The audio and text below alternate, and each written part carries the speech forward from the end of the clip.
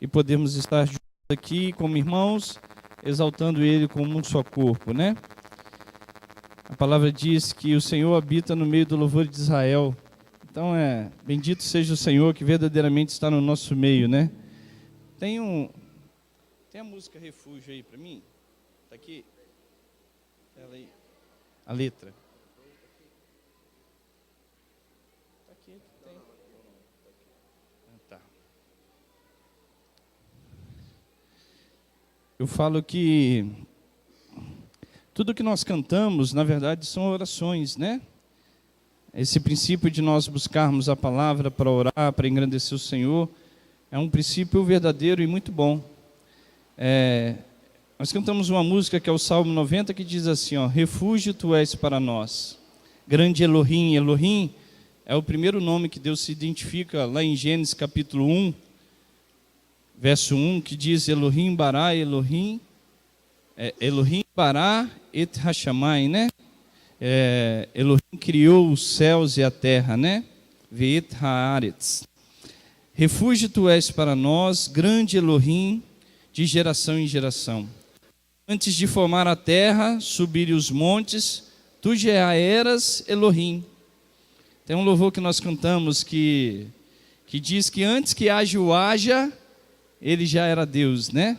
Ele já reinava antes mesmo da criação. Yeshua disse isso.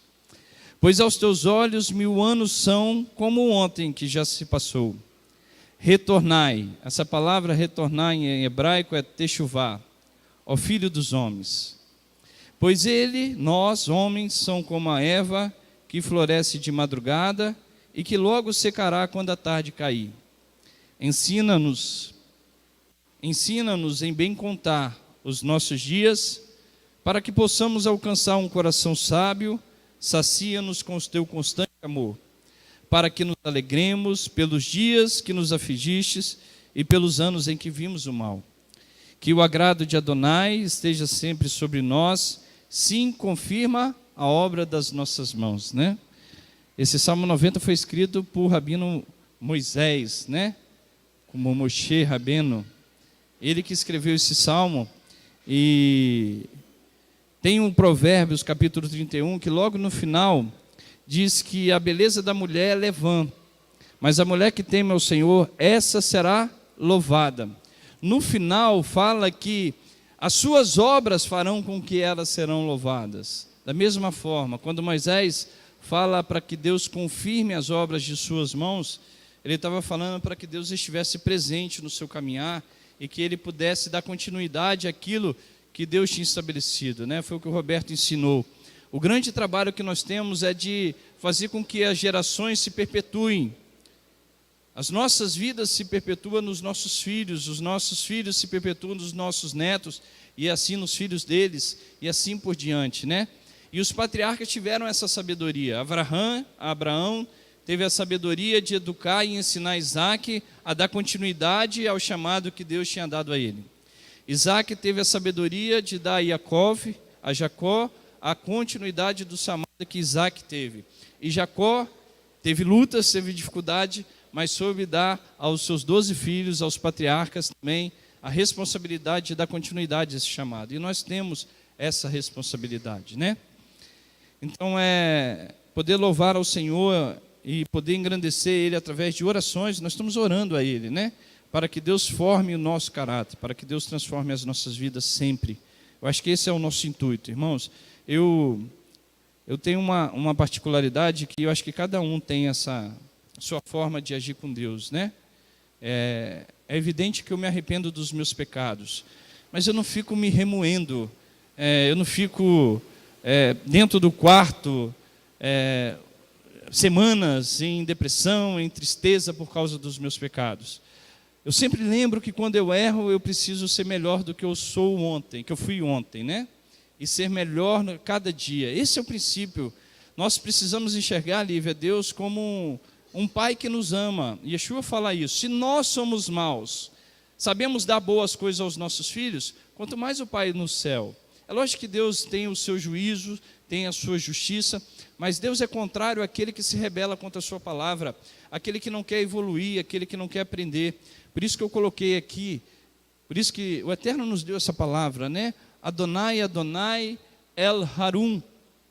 Adonai, Adonai, Deus compassivo. Verhanum e gracioso. Ere Apaim, tardio em ira.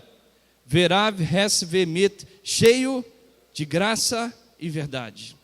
Para que nós lembremos sempre que Ele é o Deus da bondade, que Ele é o Deus da fidelidade, que Ele é o Deus que nos ama, nos corrige, como o Roberto nos ensinou, nos forma, nos disciplina, nos exorta, mas sempre com o intuito de evolução, não o intuito de retração, não o intuito de regressão, mas no intuito de evoluir, de caminhar.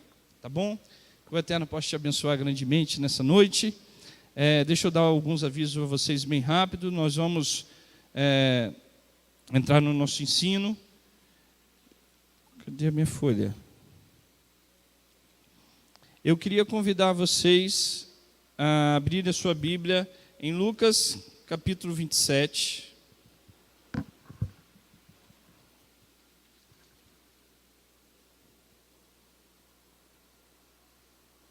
Roberto, o estudo ficou aí? Não, né? Meu estudo não está aqui.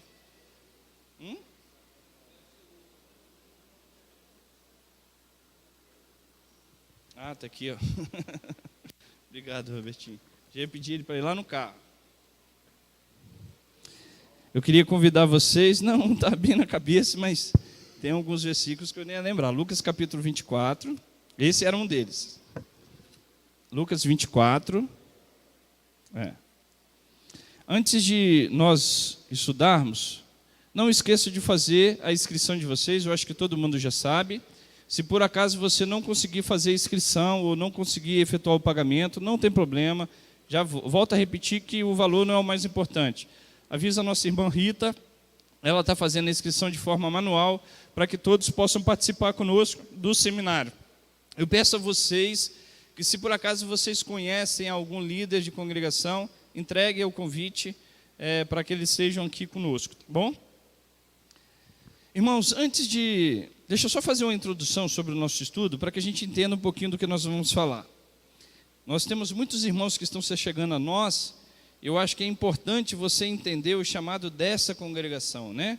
Por que nós temos letras em hebraico? Por que nós temos no serviço da manhã um culto bem judaico?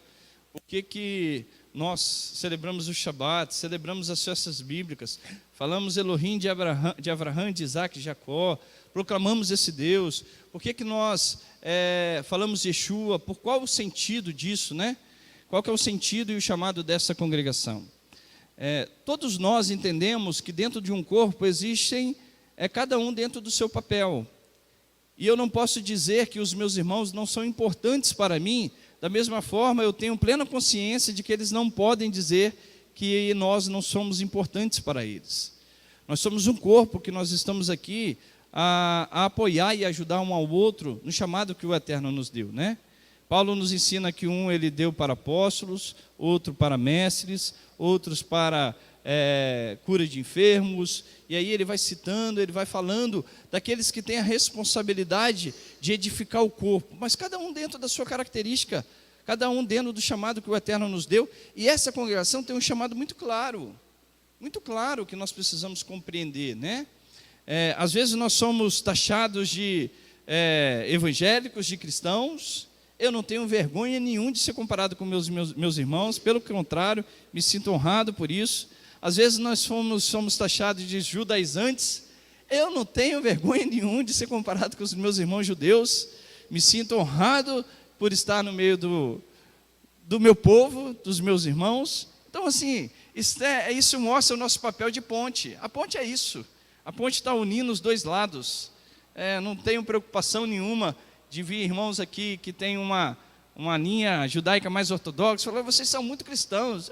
Ok, eu creio em Yeshua como Messias, Ele é a pedra angular da minha vida, é através dele que eu passei a crer no único Deus de Israel, é através dele que eu passei a viver uma vida de obediência ao Eterno, com os meus erros, com umas falhas, mas foi através dele, não tem vergonha nenhuma. O que me preocupa é taxar religião, isso me preocupa muito. Você sabe o quanto eu tenho... não vou falar a palavra aversão, mas eu me distancio desse tema de religião. Eu acho que religião é um tema que foi criado pelos homens. Acho não, foi criado pelos homens, né? Antes nós falávamos do Deus de Israel, do Deus do povo judeu, da nação de Israel. A religião ela foi existindo devido às divisões que com o passar do tempo foi ocorrendo, né? Mas eu quero deixar vocês muito claro para que vocês entendam o papel dessa congregação. Nós estamos ligando, nós estamos trazendo o elo entre os nossos irmãos judeus e entre os nossos irmãos gentios. Se você for estudar a história da nossa nação, você vai ouvir falar sobre os judeus marranos ou judeus nanucins, né? Os judeus, diante da perseguição que eles sofreram na Europa, iniciou essa perseguição na Espanha. Não é o tema que eu vou falar, mas só para que a gente entenda um pouquinho isso. E eu acho que esse chamado tem muito a ver com os judeus anucins. Os judeus foram expulsos da Espanha. E depois, com a união dos líderes espanhóis com os portugueses, e essa expulsão deles da Espanha, levaram-os para Portugal, né? Depois, com a união desses líderes, e Portugal, bem esperto, recebeu os judeus, porque aonde nós judeus vamos é prosperidade, é ciência, é conhecimento, é a união das pessoas, é fazer com que aquela sociedade possa progredir, e o rei de Portugal recebeu isso muito bem. Logo depois, há uma união entre o rei de Portugal e o rei da Espanha, e o mesmo decreto expulsando os judeus da Espanha passa a vigorar dentro de Portugal. E neste momento, ou o judeu era obrigado a se converter ao catolicismo, ou ele era morto. Era chamada Inquisição, né? Tem um ditado muito popular que nós falamos assim: eu estou entre a cruz e a espada. Esse é um ditado referente à perseguição que os judeus tinham no período de 1300, 1400 até 1500, né? A Inquisição aqui no Brasil durou até 1700. Porque ou o judeu se convertia à cruz, ao cristianismo, ou ele era morto pela espada. No período das cruzadas também tinha essa visão, né? Mas os judeus foram expulsos de Portugal. E o nosso Brasil foi um berço de recebimento desses judeus anucins, né? Que de certa forma eram cristãos, mas dentro do seu sangue corria um sangue judeu. Muitas famílias brasileiras descendem desses judeus, e eu acho que isso é um papel na qual Deus está retornando os judeus de volta para a sua casa, e nós somos o elo para que os judeus anuncios tenham a oportunidade de estar aqui conosco, para que os irmãos gentios, mesmo que não tenham esse sangue judeu na veia, mas nós temos o sangue de Yeshua HaMashiach, os judeus dos judeus, correndo na nossa veia, que nos une com a nação de Israel. E aqui eu falo que o nosso trabalho é um trabalho de ceder. É um trabalho de ceder, irmãos. Nós precisamos, eu sempre falo isso aqui na congregação, com o intuito de despertar isso em você. Precisamos ser inteligentes, usar a nossa mente para entender a Bíblia. O Rabino Shula fala muito isso.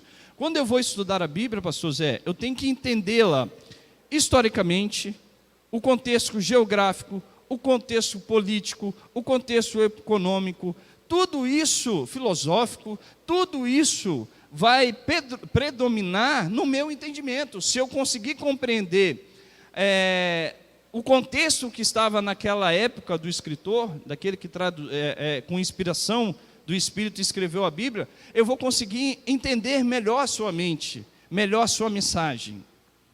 Então, quando nós falamos de judeu, quando nós falamos da nação de Israel, dentro do cristianismo, isso está muito distante do verdadeiro conhecimento. E por que isso?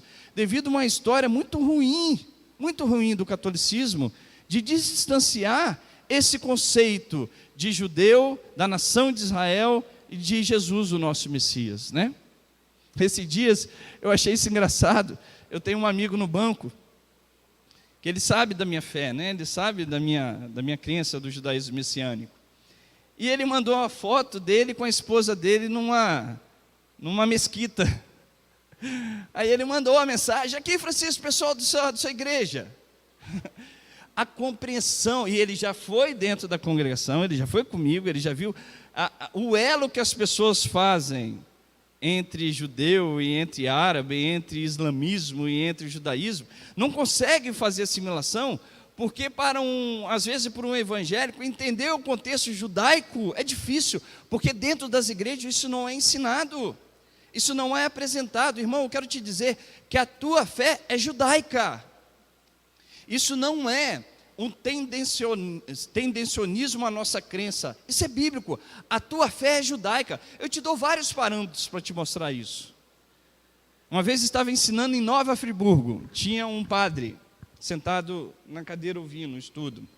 Ele chegou e fez uma pergunta para mim: Francisco, quando vocês estão celebrando o Shabat, vocês não estão judaizando a igreja? Eu falei assim: padre, não chamei ele pelo padre, chamei ele pelo nome, não lembro o nome dele. Eu falei assim: não existe nada mais judaico do que Yeshua HaMashiach, do que Jesus, o nosso Messias. A fé que pregava o Messias como aquele que traria paz no mundo, ela é judaica. O vinho que o Senhor toma celebrando o sangue de Yeshua é judaico. O pão que você come celebrando o seu corpo é judaico. O Deus de Israel que você proclama é judaico. Eu fui citando para ele: não existe nada mais judaico do que Yeshua HaMashiach. Trazê-lo para esse contexto é trazê-lo dentro da sua originalidade, sem tirá-lo como a nossa pedra angular, sem fazer com que nada o substitua na mensagem do Evangelho, porque nós recebemos essa incumbência de ir a todo mundo e pregar o Evangelho. Essa é a nossa responsabilidade, esse é o nosso chamado, mas sem tirar dele a sua característica judaica. O papel da nossa congregação é trazer essa união, é mostrar que Ele é a pedra angular, que Ele nos ensina a amar o único Deus, que Ele é o Mashiach enviado para a salvação do mundo, e isso é uma fé judaica. Antigamente os povos criam nos seus deuses, os egípcios, os assírios, os sírios, e assim a gente pode ir estendendo, cada um tinha o seu Deus, e existia o Deus de Israel. O Deus de Israel se fez conhecer pelo seu poder, Roberto mostrou isso, ensinou. Os seus milagres foram sinais de misericórdia para que toda a nação da terra pudesse crer no nome de Israel. Quando Israel entrava numa terra, o povo já tremia. Olha, esse é o Deus que abriu o mar vermelho. Esse é o Deus que destruiu a maior potência econômica e bélica que existia na época, o Deus do Egito. Deus do Egito, não, o faraó do Egito, né? Esse é o Deus que destruiu tudo e jogou no mar. Quando os sacerdotes entravam no Rio Jordão, que a água parou de um lado, eles estavam avançando para a cidade de Jericó, Jericó tremeu. Quando Raabe ouve, fala assim: eu ouvi o que Deus fez a Faraó. Quando ele foi andando pela cidade de Ai, o mesmo medo. O nome de Deus de Israel foi proclamado e Deus se fez conhecido na face da terra. Eu sempre falo isso: nós pegamos o Deus de Israel, pegamos a história de Israel, pegamos o Mashiach de Israel, pegamos a Torá de Israel e excluímos Israel. Não faz muito sentido. O nosso papel é esse: trazer de volta a igreja evangélica dentro desse contexto. Se você quer que o teu Mashiach retorne, a volta do nosso Mashiach está ligada com o povo judeu, está ligada com a nação de Israel. Então trazer esse elo novamente verdadeiro como ele era no passado, é bíblico.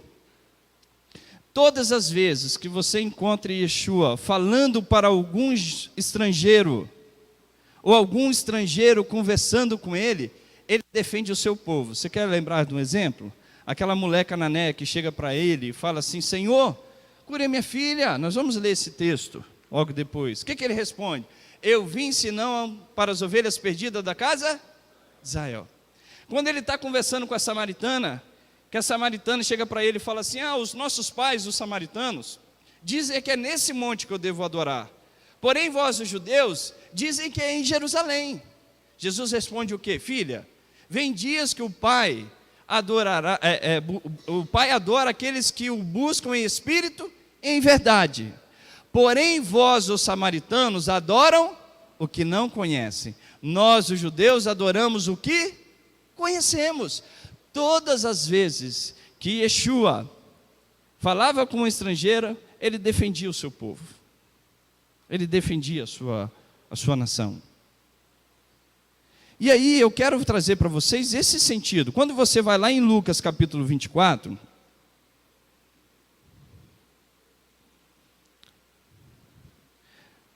esses dias, Sandrinho, eu estava ouvindo, a gente tem uma música aqui que é muito linda, né? Que a gente canta, Imescarré, Yerushalayim, Tiscaiemini. Diz que esse verso fala lá em Salmo 137, que se eu me esquecer de ti, Jerusalém, esqueça-se de mim. Que minha língua pega-se ao paladar, ao palato, né? E que tem, quer ver? Vamos lá ler comigo, Salmo 137. Aí a pessoa chegou e falou assim, mas vocês estão exaltando uma cidade. Eu falei, meu irmão, nós estamos lendo a Bíblia. Então você reclama do autor da Bíblia. O que nós estamos cantando é bíblico. Não colocamos nem tiramos uma palavra, é o texto igualzinho. Olha aqui, ó. Verso 5, 137, verso 5. Se eu me esquecer de ti, ó Jerusalém, que a minha mão direita perca a sua destreza. Que se me apegue a língua ao palato, se não me lembrar de ti, se não preferir Jerusalém, a minha maior alegria. Eu falei assim, meu irmão, você está enganado, porque o seu Messias foi mais exigente do que nós, porque ele falou que você não pode nem jurar por Jerusalém, porque é a cidade do grande rei. Quando nós falamos que cremos no novo mundo, de novos céus e nova terra, isso também é judaico. Não tem nada de cristão, isso é judaico. Quando nós falamos de batismo, dá a impressão, porque o cristianismo adotou o batismo no sentido assim, é um ato de adentrar numa fé. Isso é normal, tá? Até dentro do judaísmo isso acontece. Porém, o batismo, ele é uma mikvah. Você vai numa mikvah fazer um banho ritual para que aquela adentrar na água, você se emergir na água, você está purificando dos seus pecados. É como se você estivesse limpando. A palavra sempre é comparada com a limpeza. A mulher tem isso, né? No seu período menstrual, pós o seu período menstrual, as mulheres judias, elas vão dentro de um rio, de uma água corrente, para se purificar. O judeu faz isso quando ele se sente impuro, espiritualmente e fisicamente, ele vai numa mikvah. Quando nós falamos de batismo, nós estamos falando de algo judaico. João Batista não pegava algo que era estranho para os judeus, era normal. Quando você vai em Jerusalém, lá você vai encontrar uma mikvah, que antes os homens entravam perto do templo de Jerusalém, para que ele pudesse entrar. Você lava suas mãos. Perto do muro, você lava suas mãos. Então, tudo que nós temos de fé é judaico. Eu não tenho como separar a minha fé do contexto judaico. Não posso fazer isso. É lógico que cada um tem a sua característica. Francisco, todo mundo tem que ter o nosso serviço? É evidente que não. As pessoas precisam respeitar o nosso serviço. Porque se nós queremos levar a mensagem para o judeu, não ache que o judeu vai ouvir uma mensagem evangélica. O judeu não aceita imposição de fé. Fé não se convence pelo intelecto, fé se convence pelo coração. É uma experiência de vida. Então não adianta você ir lá no sentido de pregar, de impregnar sua fé, porque não é assim. O judeu sabe que é na experiência, é na vida. E você só faz isso dando aos judeus a oportunidade dele ser o que ele é, de receber o chamado que ele tem. Esse é o nosso papel, né? Que o judeu continue sendo judeu e que o gentio não venha a ser judeu. Tem uma referência judaica, mas viva a sua característica. É isso que Paulo ensinou. Então Paulo precisou aprender a ceder para conviver com os gentios. Então aqui em Lucas 24, eu nem comecei o estudo, né? Mas tem muito do que eu estou falando. Muito que eu vou falar é o que eu acabei de dizer aqui. Lucas 24... Olha que interessante. Eu acho lindo esse texto, né? Uma vez o Chula fala, ele estava aqui conosco, ele falou assim, Francisco, leia Lucas 24, que ali tem uma profecia muito importante para a comunidade de Yeshua. E eu falei assim, deixa eu ler esse treco aqui, que eu nunca vi profecia em Lucas 24, e li Lucas 24, continuo a ler, passou tempo usando, mais de anos, não entendi. Depois eu fui captar o que ele falou. Olha como está uma profecia aqui muito importante. No primeiro dia da semana, não, deixa eu ler o verso 13. Nesse mesmo dia, iam 2 deles para uma aldeia chamada Emaús, que era distante de Jerusalém, 70 estádios. Iam falando entre si tudo o que havia acontecido, indo eles falando entre si e fazendo perguntas um ao outro, o próprio Jesus se aproximou e ia com eles. Eles estavam distanciando de Jerusalém. Esse é um sinal muito presente na igreja de hoje. Ela está lá em Roma. Mesmo que os nossos irmãos, que nós tanto amamos, católicos, evangélicos, não reconheçam, mas muito das doutrinas pautadas ou centradas das igrejas evangélicas ou das denominações que aí estão, elas estão pautadas em denominações e em teorias romanas, da teoria da substituição, do dispensacionalismo. São doutrinas que vêm com a intenção de tirar esse contexto judaico da fé.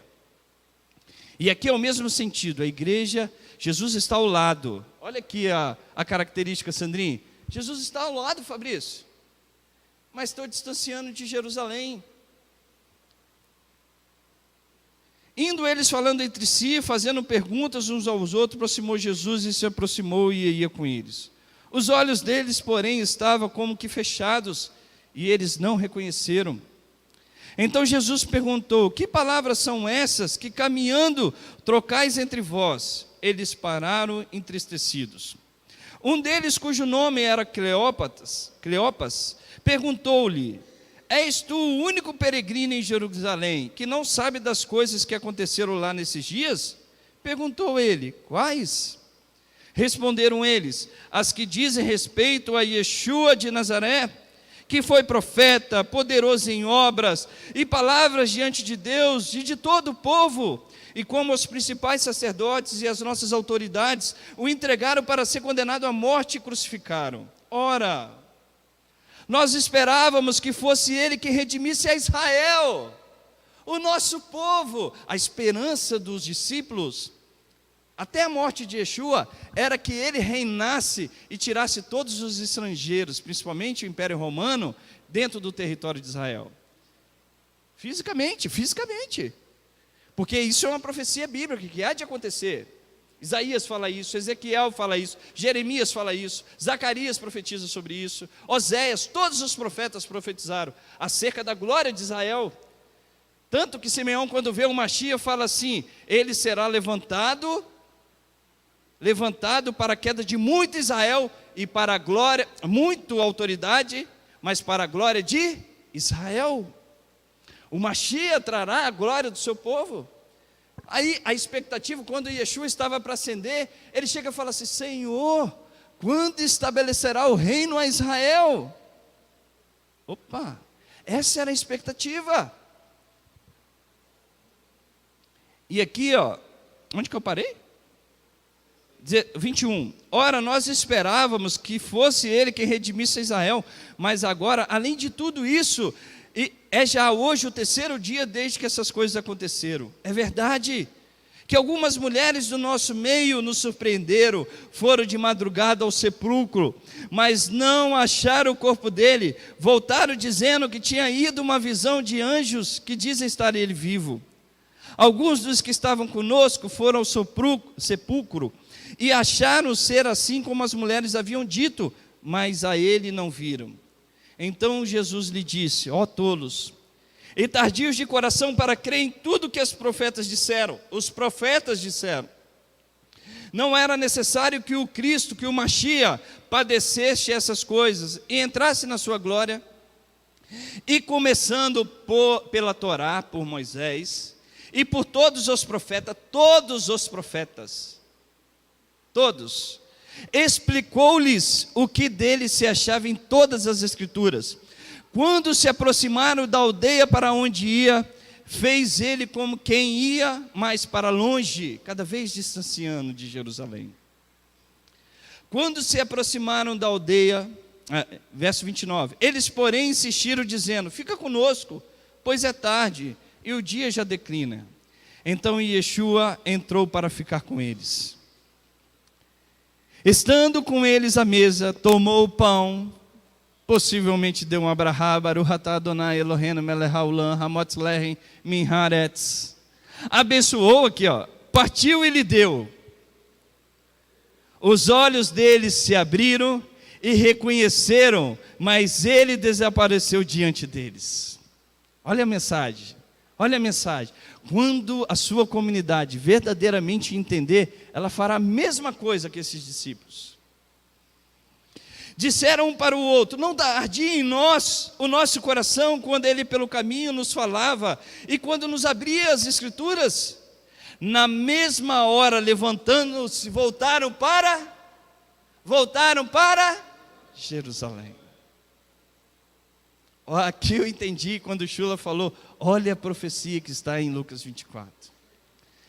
Quando a comunidade de Yeshua entender a sua fé, entender a sua característica, a sua personalidade, entender verdadeiramente quem ele é, para quem ele veio, eles entenderão e voltarão seus olhos para Jerusalém. Isso está começando, irmãos. Se você for no 4 cantos do mundo, você vai ver esse mover do judaísmo messiânico, sem que ninguém ensine. As pessoas estão alcançando esse entendimento, estão retornando. Somos os donos da verdade? Não. Os nossos irmãos batistas têm as suas verdades? É evidente que tem. O presbiteriano tem, assim como nós temos as nossas qualidades e defeitos, mas nós precisamos, como um corpo, andar uno, andar uníssos, andar em unidade, em verdade. E esse é o nosso papel. Quando Mateus, é muito profunda essa profecia, precisamos voltar para Jerusalém, pelo menos no conceito, não falo fisicamente, falo no conceito da fé. Essa concepção que nós temos o Deus da graça, o Deus do rigor estava no Velho Testamento, o Deus da graça está no Novo, isso é romano. Aqui está a prova disso, escrito aqui na nossa frase. O Deus da graça é aquele Deus da graça que exerceu a graça sobre a nação de Israel, que cometeu o pecado do bezerro de ouro. O Deus da graça é o Deus que concedeu a graça aos filhos de Jacó por ter vendido seu irmão José. O Deus da graça é o Deus que perdoou Davi. O Deus da graça é o Deus que perdoou Manassés. Judá, Noé, o Deus da graça. Este é o Deus da graça. É o Deus que é o mesmo ontem, hoje e será sempre, eternamente o mesmo. Aí eu quero que vocês analisem. A Brida Hadashah, o Novo Testamento, uma vez eu ouvi um judeu falando isso, né? Que não é possível um judeu a crer em Jesus como Messias. Eu falei assim, mas por quê? Yeshua proclamava a unicidade do Deus de Israel. Quando perguntaram a ele qual que é o maior mandamento, chamar Israel, Adonai Eloheinu, Adonai Errad. Ele proclamou. Em João capítulo 3, ele diz que a vida eterna é essa, que te conheça como o único Deus e o Messias a quem enviastes. Qual o problema de crer em um judeu que proclamou ao Deus de Israel, que amou o seu povo, que trouxe a liberdade para as nações, que trouxe a salvação para as nações? Porque se hoje nós proclamamos o Deus de Israel, não é por causa dos rabinos, não é por causa da nação de Israel, por mais que nós os amemos, mas é por causa de Jesus, o nosso Messias. É Ele que trouxe o nome de Deus de Israel às nações. E quem tem uma experiência com esse Messias, não o abandona. Busca as coisas judaicas que são maravilhosas, mas sempre tendo Ele como uma pedra angular, como o autor e consumador da nossa fé, aquele que nos sustenta e nos faz caminhar. Esse é o nosso chamado. E eu faço, a Brida Hadashah é um livro judaico ou é um livro cristão? Judaico, escrito por judeus. O único não judeu que escreveu o livro era Lucas. Mas se você ler o livro de Lucas, de todos é o mais judaico. De todos os evangélicos, O livro de Lucas é o mais judaico. Lucas fala da Brit Milá de Yeshua, coisas que os outros não fazem, que é a circuncisão. Lucas fala que o seu nome foi dado ao 8º dia, na Brit Milá, porque isso é uma característica do povo judeu. Quando nasce um homem, não revela o seu nome, até que ele faça a circuncisão no 8º dia, aí sim o seu nome é revelado. Lucas fala que ele foi apresentar ao templo, possivelmente fazendo uma referência ao Bar Mitzvah. Pode ser que sim, pode ser que não, mas possivelmente sim. Lucas fala de Yeshua celebrando a festa de Pessa, dentro de uma característica judaica, que ele cita as diferenças dos kiddushs que foram feitos, e isso você vai entender dia 31 de março, quando nós celebrarmos aqui. Ou seja, o livro mais judaico que nós temos é Lucas. Então, quando você pega a Brit Hadashah, foi escrito por judeus, falando de judeu, falando do Deus de Israel e falando da nação de Israel. Não tem como não ser judaico. Hoje, se você for em Israel, você vai ver a quantidade de congregações judaico-messiânicas proclamando o Messias de Israel para o povo judeu, dentro da característica do povo judeu, não tirando ele da sua fé. O Rabino Shula tem um livro que fala de Jerusalém para Jerusalém, e conta de um judeu ortodoxo que passou a crer em Yeshua. E esse judeu ortodoxo, geralmente, irmãos, os judeus, por isso que a gente tem que ter muito critério ao ler a Bíblia, né? Porque Yeshua, quando fala, se aquele não deixar pai e mãe em crença a mim, esse não é digno de mim, porque dentro da fé judaica isso é uma realidade. Não é para você pegar o extremismo e achar que aqui dentro da sua família você vai fazer o mesmo. É poucos pais que se revoltam de maneira a não deixar o filho viver a fé aqui no nosso país. Mas dentro da nação de Israel, um judeu que passa a crer em Jesus, ele é abandonado, ele é dito como herege. E esse judeu, quando ele passou a crer em Jesus, ele não conseguiu viver mais entre os judeus. Embora ele continuou sendo, usava um quipá, usava o chapéuzão preto, usava a sua roupa preta, ele não deixou de ser judeu. Quando ele ia na igreja evangélica, uma vez ele entrou dentro de uma congregação evangélica, o diácono chegou e arrancou o quipá dele e jogou no chão. Aqui não é lugar de judeu. Olha só a concepção. Eu lembro, eu sempre conto essa história para vocês, né? Eu estava vendo um livro, Sandrinho, do Holocausto. Aí tinha um menininho, eu achei inteligente a fala dele, e é real, tá? Esse filme, não lembro o nome dele agora, mas contava fatos reais. E essa criancinha estudava numa escola. E lá na Alemanha ele foi expulso da escola. E quando tiraram ele da escola, ele olhou para dentro e tinha um crucifixo com a imagem de Jesus pendurada na cruz. Ele olhou e falou: mas não tem um judeu lá dentro?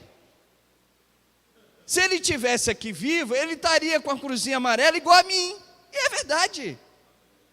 Para olhar, Mashiach. Se Yeshua estivesse hoje nos nossos dias, você acha que ele estava dentro de uma igreja evangélica ou numa sinagoga? Numa sinagoga com o seu povo, celebrando o Shabat, reconhecido como rabino. Ninguém reconhece alguém como rabino se ele não ensina o quê? A Torá.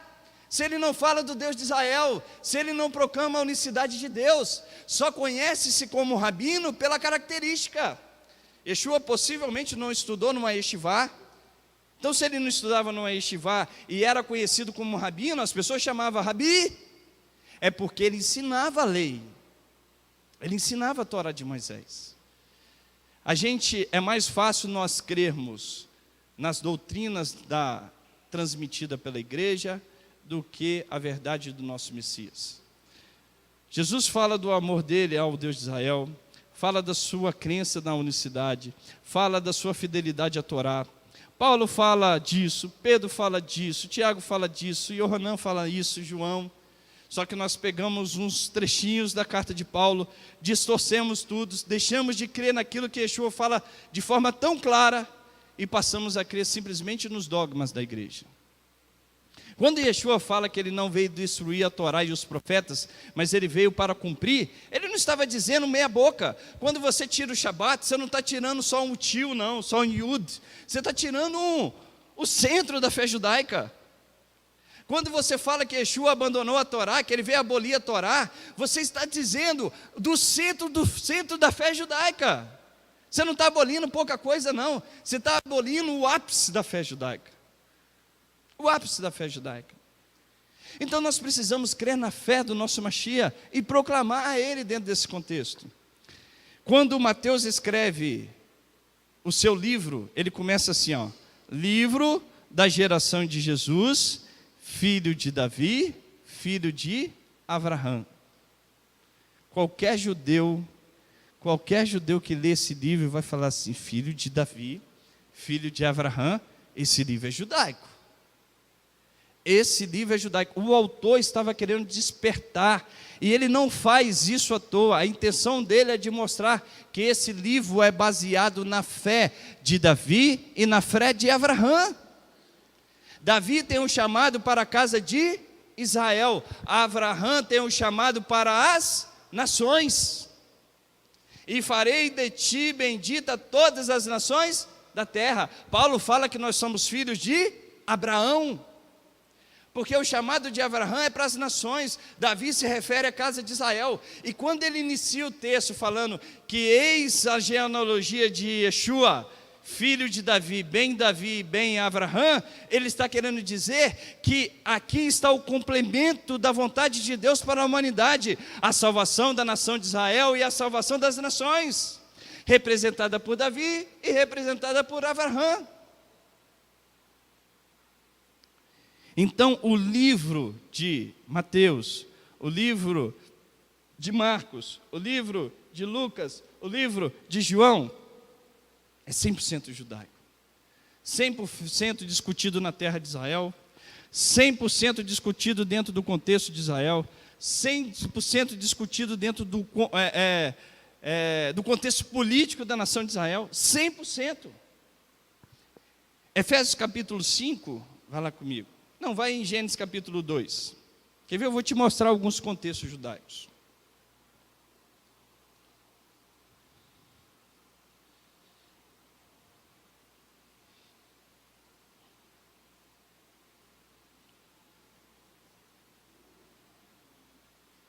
Gênesis capítulo 2, verso 21, diz assim, ó: então o Senhor fez cair um sono pesado sobre o homem, e este adormeceu. Então tomou o Senhor Deus uma das costelas e fechou a carne em seu lugar. Então da costela que o Senhor Deus tomou do homem, formou a mulher e trouxe ao homem. Disse o homem: esta é agora o osso dos meus ossos, a carne de minha carne. Ela será chamada mulher, pois do homem foi tomada. Isso aqui é citado em quase 100% dos casamentos, né? Porque isso aqui fala do início da família, realmente, do homem, da formação do homem e da mulher, a formação da família, a união matrimonial entre um homem e uma mulher. Lá em Efésios capítulo 5, vai lá comigo.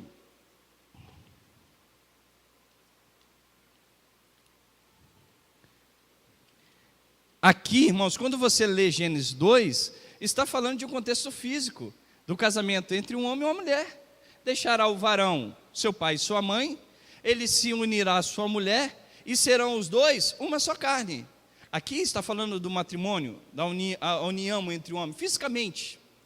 Só que Paulo, ao ler esse texto, ele faz a analogia com o casamento físico, e ali ele estava ensinando sobre o casamento, sobre a obediência das mulheres aos maridos, e o amor que os maridos deveriam ter às mulheres, assim como Yeshua amou a sua igreja, vós os maridos, devei amar a vossas esposas, e sede vós mulheres obedientes aos vossos maridos, como a igreja é o cabeça Yeshua, e ele começa a falar, fazer analogia ao casamento, né?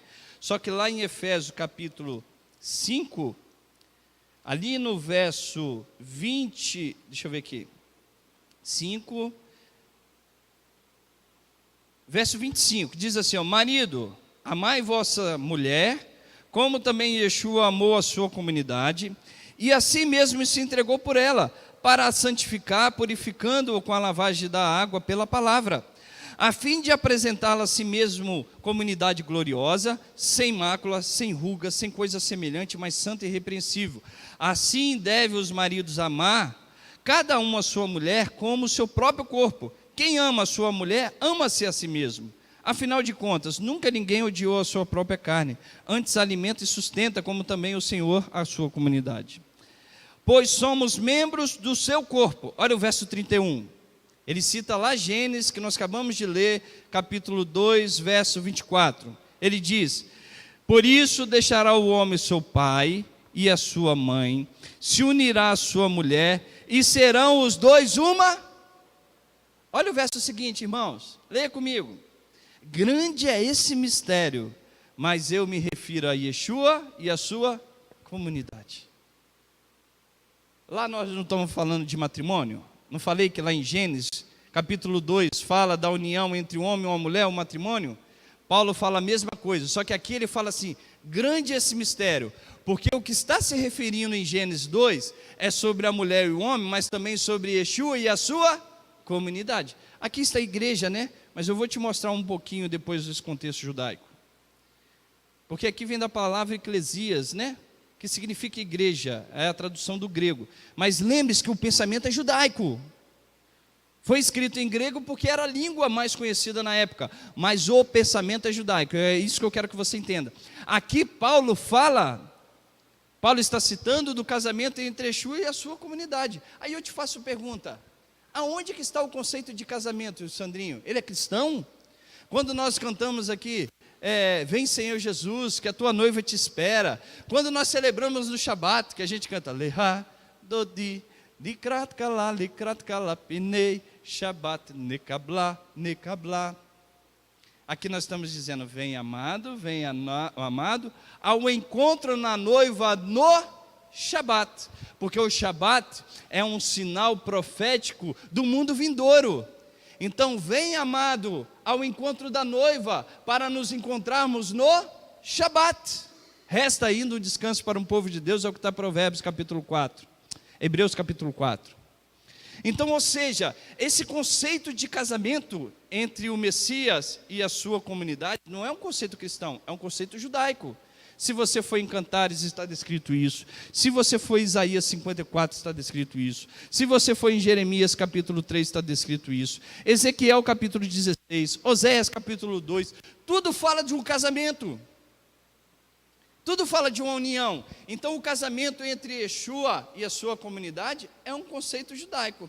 Aí eu te faço uma pergunta, irmãos. Porque aqui, aqui está assim o nome do nosso seminário. Seminário, a importância de Israel para a igreja. Eu coloco isso aqui para que os nossos irmãos evangélicos tenham uma curiosidade, né? Para que eles sintam vontade de vir aqui e ouvir. É só uma manchete.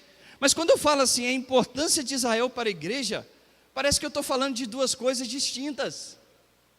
E não tem nada de distinto. A palavra aqui, eclesia, em grego, que está traduzido como está traduzido como igreja, se você fosse buscar o conceito judaico, ia-se utilizar a palavra kahal, ou kehilá, que quer dizer congregação ou assembleia.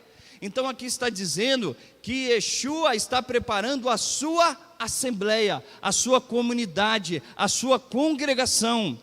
E quando eu falo congregação, eu não consigo separar a nação de Israel, porque Yeshua veio para, senão, as ovelhas perdidas na casa de Israel. Quando ele estava entrando em Jerusalém, Sandinho, Jerusalém não recebeu como deveria. Lógico que ele entrou como rei, montado no jumentinho, de forma muito humilde. Ele fala assim, Jerusalém, Jerusalém, quantas vezes quis Deus uni-los debaixo de suas asas, assim como de seus braços, assim como uma galinha faz, protegendo os seus pintinhos. Essa casa ficará deserta, até que diga, Baruch Rabá, Bishem Adonai, bendito aquele que vem em nome do Senhor, mas ele voltará para o teu povo. Quando nós falamos de igreja, nós estamos falando literalmente da nação de Israel, do seu povo, porque era para onde Yeshua veio. Ele veio para o seu povo, para a nação de Israel. Nós que fomos enxertados nessa oliveira. Nós que somos participantes. Porque quando nós falamos aqui, a importância de Israel para a igreja, eu estou sendo redundante, eu estou usando um pleonasmo, como você quiser. Porque nós estamos falando da mesma coisa. Igreja Israel, Israel e igreja, não estou falando de novo Israel no contexto de substituir, estou falando lá que você está vendo, a nação de Israel, o povo judeu que nós amamos. Nós somos enxertados nessa oliveira e eles têm o seu papel dentro desse reino. Tem o seu papel dentro desse reino, nós precisamos entender isso. Eu já ensinei isso aqui na congregação. Romanos capítulo 11.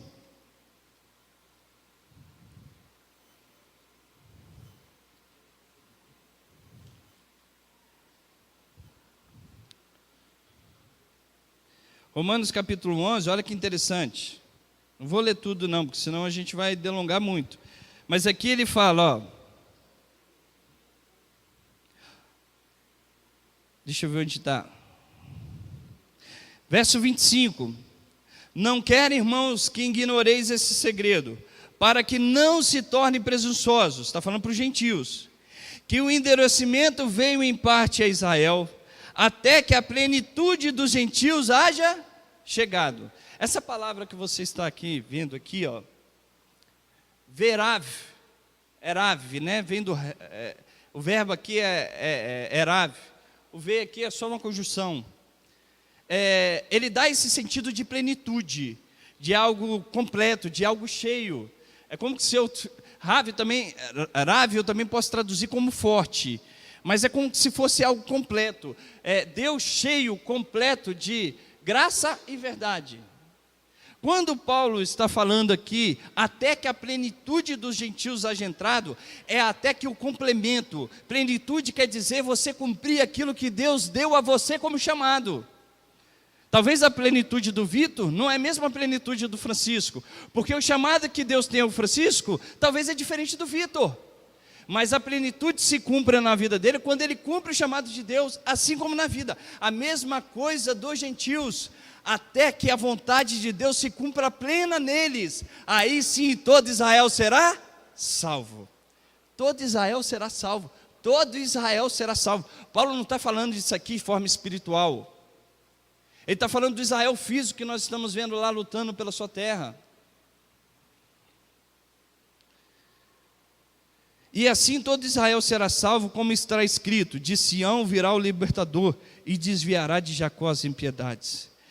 Aí eu imagino o judeu, esse é o nosso Messias, aquele que nós olhamos e crucificamos, que trespassamos e choramos como se fosse do Filho unigênito, esse que nós crucificamos, que trouxe a salvação para a humanidade, que aboliu a nossa Torá. E Yeshua fala, não aboli a Torá, eu vim ensinar a Torá que vocês nunca aprenderam. Isso é um ensino judaico, que a Torá do Mashiach, ela será tão profunda, que nem no período de Moisés se ouviu dela, de tão profunda e verdadeira que ela será. Eu sou o Messias judeu, prometido a vocês e ao mundo. Eu sou o Mashiach. Assim, olha que lindo esse texto, olha que lindo o verso 28, verso 27 primeiro. Essa será a minha aliança com eles, quando eu tirar os seus pecados. Assim que quanto ao Evangelho, são inimigos por causa de vós, mas quanto à eleição, amados por causa do patriarca. Você acha que Paulo está excluindo os nossos irmãos judeus, mesmo aqueles que não creem em Jesus? Olha o que ele fala.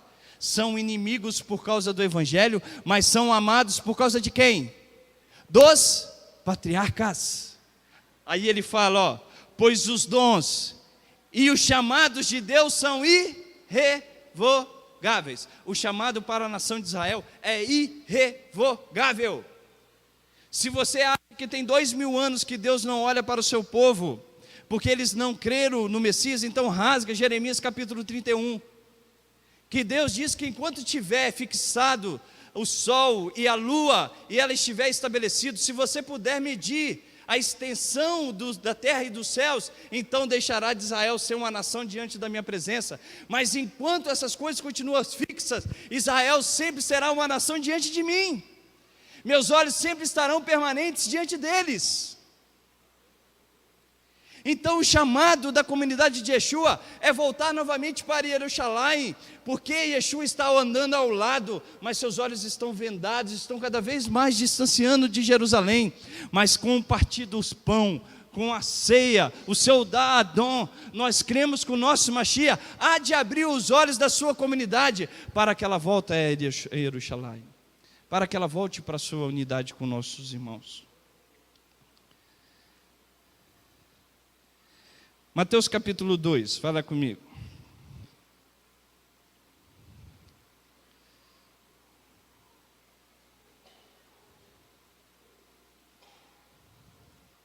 Mateus capítulo 2.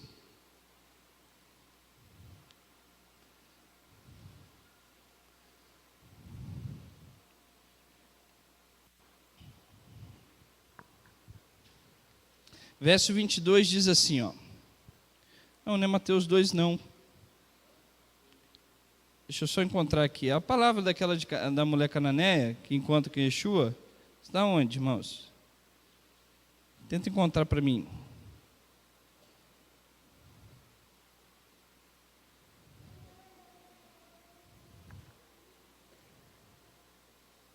Aqui, ó.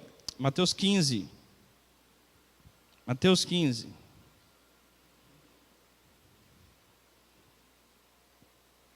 Partindo Jesus dali, verso 21, partindo de Yeshua dali, foi para a terra, a região de Tiro e de Sidom. Certa mulher cananeia, daquela região, clamou: Senhor, filho de Davi, tem misericórdia de mim. Essa mulher proclama fé no Deus de Israel. Era cananeia, não tinha o chamado da nação de Israel, mas ela se coloca na fé do povo judeu. Senhor, filho de Davi, tem misericórdia de mim, minha filha está horrivelmente endemoniada. Yeshua não lhe respondeu palavra nenhuma. E eu sempre falo, irmãos, Yeshua, como judeu, era muito direto, não tem essa forma política que nós ocidentais temos. É o sim e sim, e não e não. Você lembra daqueles jovens que falam assim, aquela mulher que fala: deixa meu filho sentar um à sua direita ou à sua esquerda. Minha filha, não me convém, você não sabe o que você está pedindo. Ele não falava coisas para agradar as pessoas, era o que era. Tinha que falar, falava, com respeito, com amor às pessoas, mas falava. E aqui, ó, no verso 23, Jesus não lhe respondeu palavra nenhuma. Então seus discípulos, aproximando-se dele, e lhe rogaram: mande embora, pois vem gritando atrás de nós. Respondeu-lhe ele: eu não fui enviado senão as ovelhas perdidas de Israel. Eu ensinei isso aqui para vocês, aqui da congregação. Ele falou uma verdade, presta atenção aqui, ó. Ele falou uma verdade, ele estava dizendo assim: eu não fui enviado para os estrangeiros, eu fui enviado para as ovelhas perdidas da casa de Israel. Aí eu te faço uma pergunta: por que essa mulher foi atendida então? Duas coisas: ou Jesus estava mentindo, falando uma coisa que não era verdade, porque ele fala que ele veio para as ovelhas perdidas da casa de Israel e não podia atendê-la, ou ela fez alguma coisa que inseriu ela onde? Na casa de Israel. Ou duas ou uma. Ou Jesus estava mentindo, que ele não poderia atendê-la porque ela não fazia parte da casa de Israel, que ele veio para as ovelhas perdidas da casa de Israel, ou essa mulher disse alguma coisa que inseriu ela onde? Na casa de Israel. Aí sim, quando ela foi inserida na casa de Israel, ele atendeu.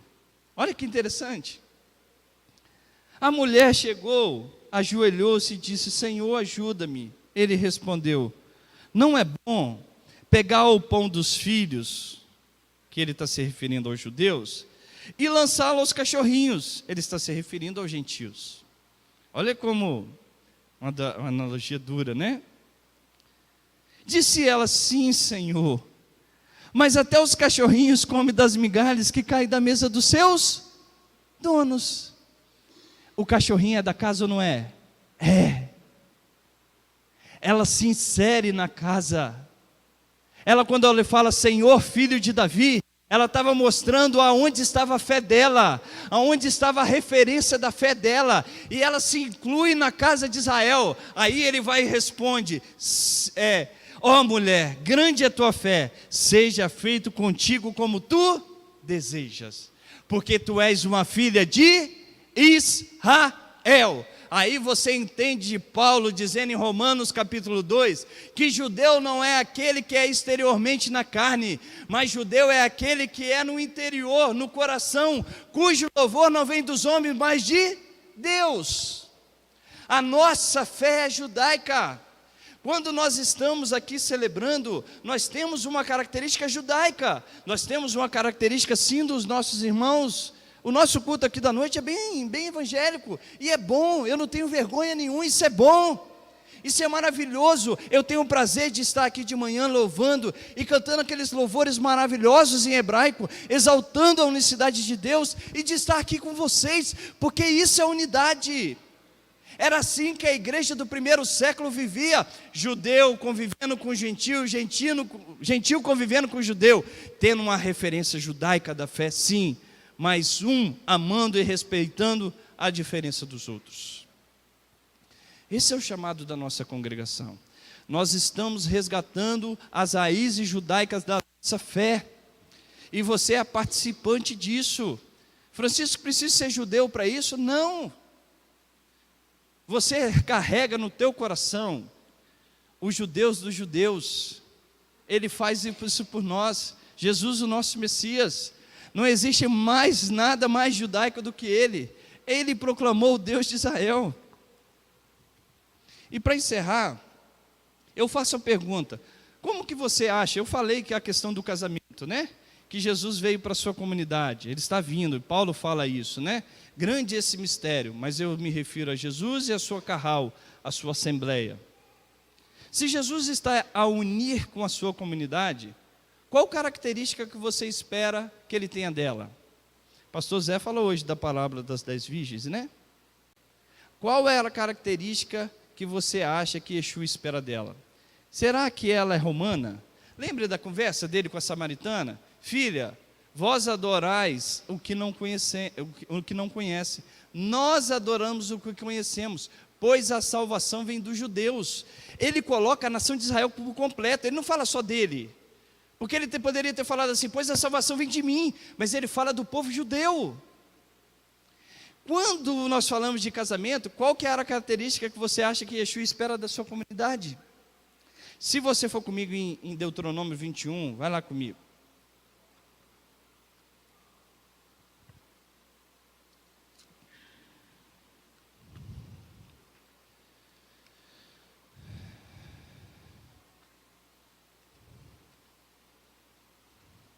Deuteronômio 21, verso 10.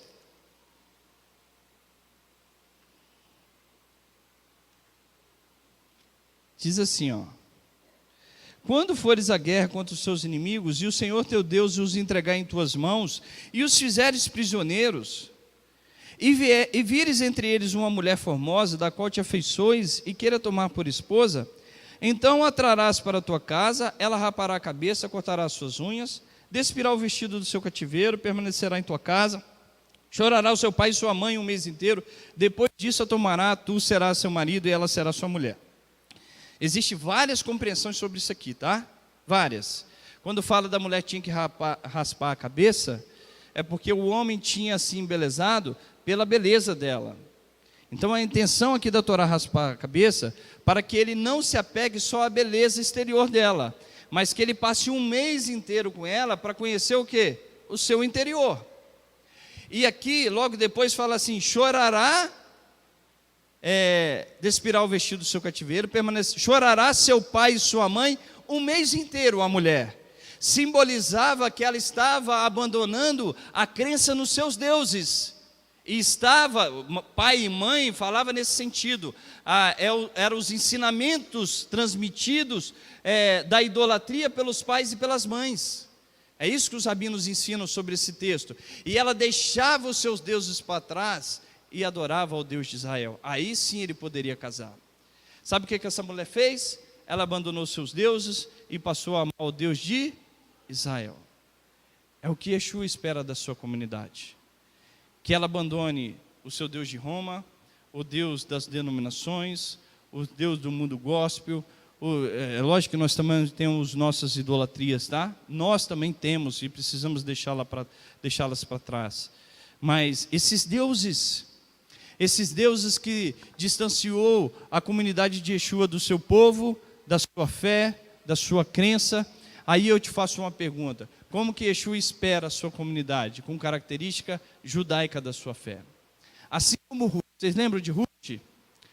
O teu povo será meu povo, e o teu Deus será o meu Deus. Essa é a resposta que Yeshua espera da sua comunidade. O teu povo, Yeshua, é o meu povo, o teu Deus é o meu Deus.